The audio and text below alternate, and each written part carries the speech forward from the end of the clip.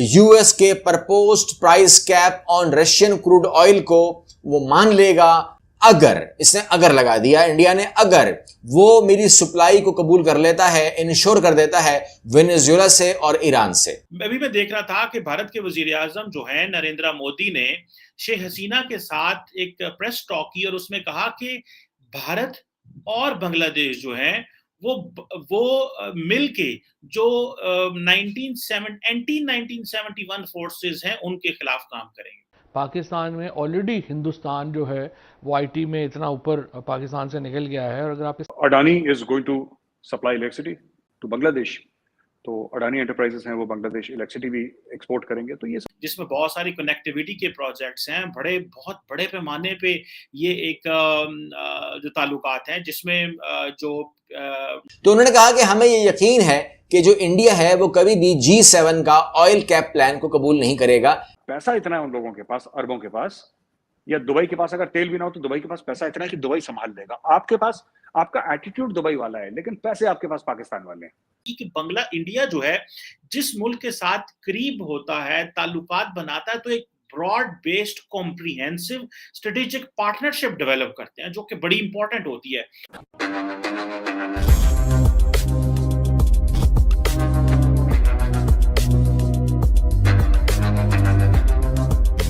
नमस्कार दोस्तों अभी के लिए भारत रशिया से ऑयल इंपोर्ट नहीं कर रहा है क्योंकि अमेरिका ने भारत को एक ऑफर दी है और वो ऑफर ये है कि भारत ईरान और वेनेजुएला से तेल इंपोर्ट कर सकता है अगर भारत अमेरिका के इस कंडीशन को और ऑफर को एक्सेप्ट कर लेता है।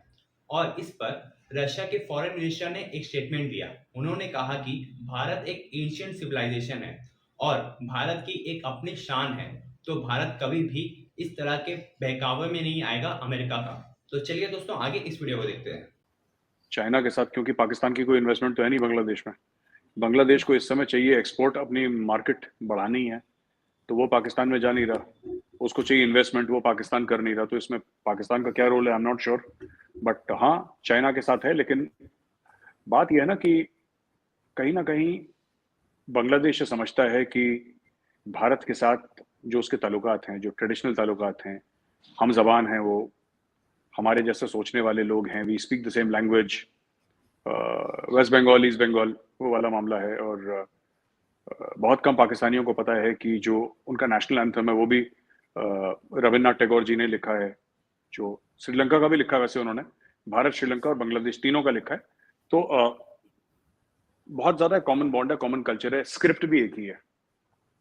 जैसे कि पाकिस्तान में जो लिखते हैं पंजाबी, वो उर्दू में लिखते हैं, उर्दू स्क्रिप्ट है, जबकि उर्दू का पंजाबी से दूर दूर तक कोई मेल नहीं है। उर्दू आई थी उत्तर प्रदेश से, लखनऊ से, उसका पंजाब से कोई रिश्ता नहीं है दूर दूर तक। स्क्रिप्ट की बात कर रहा हूँ, लेकिन लिख दिया कि जी। लेकिन बंगाली जो है वो अपनी जो जबान है बंगाली, वो बंगाली में ही लिखते हैं, क्योंकि जाहिर सी बात है 1500 साल पुरानी जबान है, तो it's a mature civilisation both sides of the border. और ये जो है भारत के साथ जो रिलेशनशिप बढ़ाने की बात है आरजू जी, वो तो मोदी जी के है ही, नेबरहुड फर्स्ट पॉलिसी। तो बोला है कि जो भी हमारी तवज्जो रहेगी फर्स्ट नेबरहुड पे रहेगी, बाहर बाद में जाएंगे हम लोग। तो नेबरहुड पॉलिसी है, तो 9.5 बिलियन के जो सपोर्ट भी एक्सटेंड करा है, $9.5 अरब का इंडिया ने। कल मैंने ट्वीट भी करा था उसके बारे में। और काफ़ी चीज़ें हैं, शेयरिंग ऑफ रिवर वाटर्स है, और ट्रेड है, कॉमर्स है, we are talking about sharing of atomic energy, space, information technology, काफ़ी कुछ में बातचीत हुई है। और Adani is going to supply electricity to Bangladesh, तो अडानी एंटरप्राइजेस हैं वो बांग्लादेश इलेक्ट्रिसिटी भी एक्सपोर्ट करेंगे। तो ये सब चीज़ें हैं, काफ़ी एक मुकम्मल किस्म का, काफ़ी कंप्लीट किस्म की रिलेशनशिप है। बट हमारी जो रिलेशनशिप है ना, वो ज़्यादातर it's about trade and commerce, it's about culture. उसमें सिक्योरिटी का मामला है लेकिन बहुत छोटा है। एक नॉर्मल रिलेशनशिप है हमारी बांग्लादेश के साथ, और जो कि प्राइम मिनिस्टर मोदी बहुत इसको वैल्यू करते हैं, और हमारे भी, because she is the daughter of Bangabandhu, she is the daughter of Sheikh Mujibur Rahman. ये बड़ी बात है, it's a very big thing that Sheikh Hasina के साथ एक प्रेस टॉक की और उसमें कहा कि भारत और बांग्लादेश जो है वो मिल के जो 1971 फोर्सेस हैं उनके खिलाफ काम करेंगे। अब ये ज़ाहिर बात है और इससे पहले भी जब शेख हसीना साहबा जो हैं वो अगर प्राइम मिनिस्टर मोदी जाते हैं इंडिया, बांग्लादेश जाते हैं या वो आती हैं, गो के इनकी बड़ी मुलाकातें हो सकी, आई थिंक 12 से ज़्यादा मुलाकातें दोनों वज़ीराए आज़म की हो चुकी हैं और दोनों के ताल्लुकात बड़े इम्पोर्टेंट हैं इस खित्ते के हवाले से।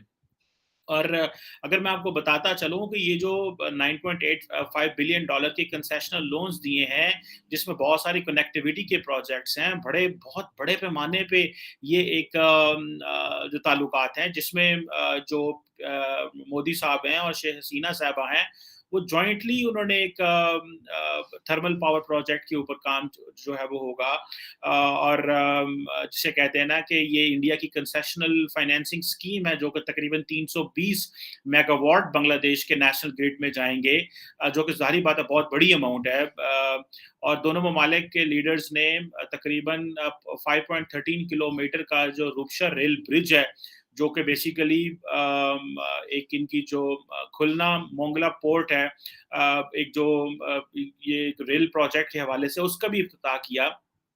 और इस वक्त अगर आपने वो नोट करें कि प्राइम मिनिस्टर मोदी ने ये कहा कि बांग्लादेश जो है बिगेस्ट ट्रेडिंग पार्टनर है खित्ते में और जो पीपल टू पीपल कनेक्टिविटी है वो भी बहुत ज्यादा है दोनों ममालिक की और इंक्रीज भी हुई है और ट्रेड इंफ्रास्ट्रक्चर बहुत बड़े पैमाने पे है। सो आपने एक चीज नोट की कि बांग्ला इंडिया जो है जिस मुल्क के साथ करीब होता है, ताल्लुकात बनाता है, तो एक broad based comprehensive strategic partnership develop करते हैं जो कि बड़ी इंपॉर्टेंट होती है। ये जो इनकी जैसे प्राइम मिनिस्टर मोदी ने कहा कि बांग्लादेश का जो सबसे बड़ा खित्ते में ट्रेडिंग पार्टनर है वो इंडिया है, तो बेसिकली वो शेख हसीना को बता रहे थे कि तुम जो चीन के करीब हो रही हो वो ना हो। क्योंकि मैं देख रहा था कि जो एएनआई को इंटरव्यू दिया शेख हसीना ने, उसमें उन्होंने उनसे पूछा गया कि जो इंडिया और चाइना का मसला है उसमें आपकी क्या जो है वो राय है, तो उन्होंने बेसिकली तो उस जो है टॉपिक को अवॉइड किया और कहा कि हम इसमें नहीं आना चाहते और इसमें बात नहीं करना चाहते क्योंकि ये दोनों मुल्कों का मसला है और हमारे दोनों मुल्कों के साथ अच्छे ताल्लुकात हैं। अब जब बांग्लादेश को इंडियन प्राइम मिनिस्टर दिल्ली में खड़ा होकर ये कह रहा है कि भाई तुम खित्ते में सबसे बड़ी ट्रेडिंग पार्टनर हमारी हो, इट मींस कि वो कह रहे हैं कि भाई चाइना की तरफ ना देखो। और ये जो पैसा दिया जा रहा है बेसिकली, ये जो कंसेशनल लोन्स की बात करी जा रही है, ये बेसिकली बांग्लादेश को अपने साथ मिलाया जा रहा है। सो ये बेसिकली इंडिया की चाइना पॉलिसी है जो प्राइम मिनिस्टर मोदी वो लेके आ रहे हैं। So engaging Bangladesh, getting Bangladesh on Indian board is basically India's China policy. So आप इसको इमेजिन करें कि इंडिया ने चाइना को लेकर के कितना सीरियस है और दैट इज व्हाई इंडिया के लिए ये बड़ी इंपॉर्टेंट है कि जो रशिया है उसने दो नाम लिए, चाइना एंड ये इंडिया, वो दो कंट्रीज के ऊपर रिलाय कर रहा है कि दो मुल्क जो हैं ये ऐसे हैं जिनके साथ मैंने दोस्ती बढ़ानी है। तो उन्होंने कहा कि हमें ये यकीन है कि जो इंडिया है वो कभी भी G7 का ऑयल कैप प्लान को कबूल नहीं करेगा। ऐसा रशियन फॉरेन मिनिस्टर मानता है, ऐसा उसका फ्यूचर मानता है जो उसने प्लान किया हुआ है, और ऐसा उसकी फॉरेन मिनिस्ट्री मानती है। सरगेई लारोफ ने ये बताया।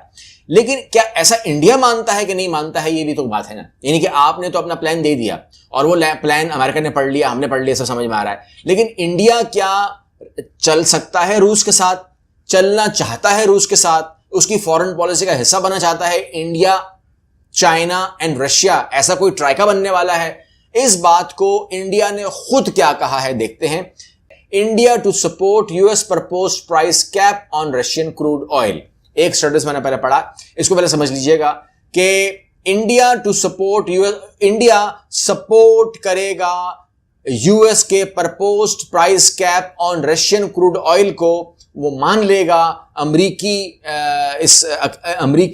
स्टेटमेंट को, इस G7 के मामले को। अगर इसने अगर लगा दिया इंडिया ने, अगर वो मेरी सप्लाई को कबूल कर लेता है, इंश्योर कर देता है वेनेजुएला से और ईरान से।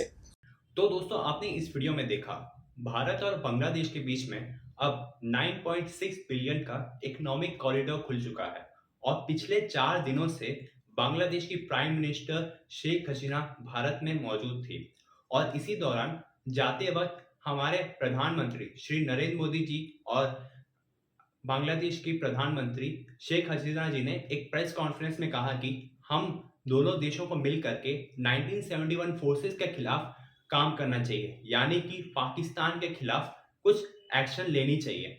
और दोस्तों इसके साथ साथ अब भारत एक बहुत ही धर्म संकट में फंस चुका है, क्योंकि भारत को अब ऑफर आया है कि ईरान और वेनेजुएला से तेल ले सकता है, लेकिन ऐसा करने से रशिया जो हमारा सबसे अच्छा दोस्त है, भारत उसे जस्टिफाई नहीं कर पाएगा। तो चलिए दोस्तों, मुलाकात होगी आपसे अगली वीडियो में। जय हिंद, जय भारत।